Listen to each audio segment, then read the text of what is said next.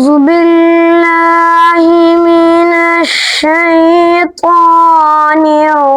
الرجيم.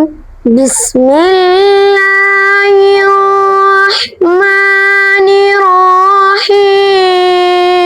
والتين والزيتون وطور سينين وهذا البلد الأمين. لقد خلقنا الإنسان في أحسن تقويم ثم رددناه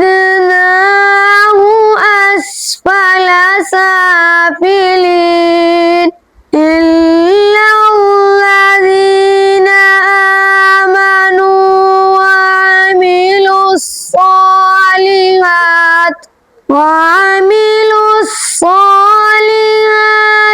فلهم أجر غير ممنون. فما يكذبك بعد بالدين. أليس الله بأحكم الحاكمين. صدق الله العظيم.